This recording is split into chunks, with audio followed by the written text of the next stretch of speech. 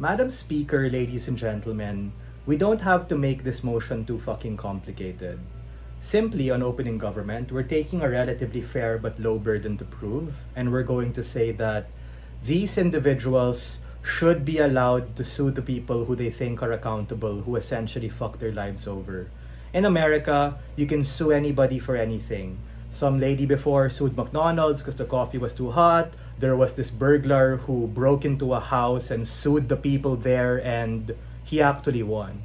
The nuance that we're going to take on opening government is about the iterative trial process and how these individuals should be allowed to sue particular people.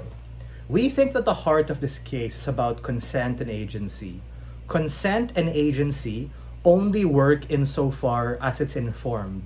But we think when you are from an isolated community, like a Hasidic Jew or your Amish, for instance, there is a large asymmetrical dynamic in terms of what you know and what you are allowed to be able to understand, insofar as religious indoctrination and community isolation being the ultimate form of bondage, the ultimate form of slavery. And we think that the best form of redress and enfranchisement is through legislative reparation and a trial to be able to hold people accountable and bring them to the light. I have a couple of features of our model which we think are crucial to this debate.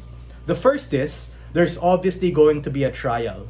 That is to say that you are going to be allowed to be able to have this particular process in terms of being able to hold this community leader or this community as a whole as someone who is responsible for the particular bad things that happen to you. So for instance, these bad things like, oh, you're not able to get an abortion because it's considered bad by your community, or even worse, it's something that is actively shunned from you and you ultimately get boxed out from that alternative, and as a consequence, either people die or people get severely injured and therefore need some sort of reparation. The second thing is, why should it be through suing? Because we think that apologies and religious shit are nice, but the reality is that these damages and harms need some sort of economic reparation. That is to say that suing will be done similar to how suing happens in status quo. You can do it through individual suits, or you can do it through civil cases. You can even do it through collective class action lawsuits. Whatever the legal system can offer to you, you should be allowed to do it. Then you might be wondering, oh, who are you going to sue, brah? Are you going to sue Pastor John? Or are you going to sue like the corporation of this whole thing? We think it's up to you, man. Whoever you want to sue. You want to sue this guy because he was the one who maybe like indoctrinated you as a child and gave you all the Kool-Aid to drink? Or you think that it should be the corporation as a whole or the entity? Go fish. You should be allowed to do it. Third is that sue for what, right? We think sue for anything, right? Sue for emotional damages, sue for unjust vexation, or sue for any form of damage you think is proximate to you because your life as a consequence got affected. What are we going to tell you coming from opening government? Our case is very simple.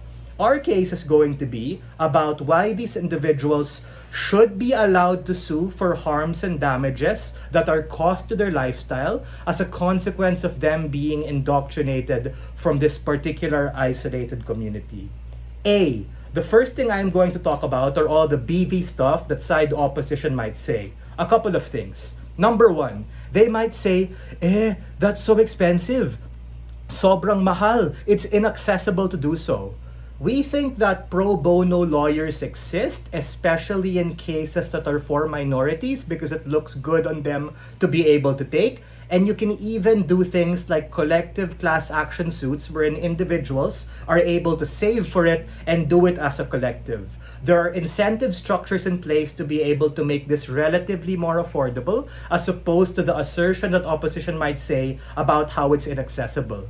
But we think even if it were inaccessible, that becomes the ultimate push to be able to do it, because in status quo, if people are not exposed to the reality that they can do it, oftentimes they won't do it. Therefore, they should actually be allowed to do it, especially in instances where it's hard or it's out of reach. The second thing is they might say, oh, but you're going to be pressured into it, man. It's going to wreck your relationship with Pastor John. It's going to wreck your relationship with the community.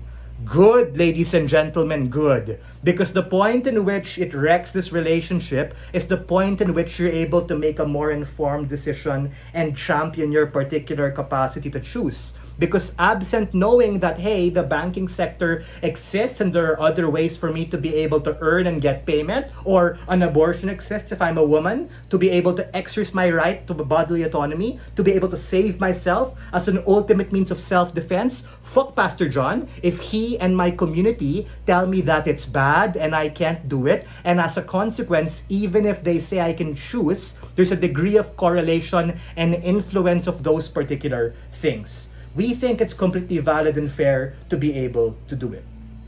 The third is that we think a lot of the things that side opposition might take have to be nuanced to the fact that a trial is going to happen and there's going to be a procedure, meaning we're going to have witnesses who are going to be interviewed, we're going to have evidence that is gathered, and we're going to be able to proportionally dissect whether or not Pastor John really had some sort of influence with your business getting screwed over. So it's fair to both parties. That's what the legal system is for. Meaning, if you're a shitty Jew or you're a shitty Amish individual who just sucks at calculating your margins and you make trash business decisions, we're going to be able to figure that out. But if these things were largely caused by religious indoctrination, meaning you boxing yourself out of the opportunities of the banking system, for instance, then we think there should be a degree of correlation for that regard.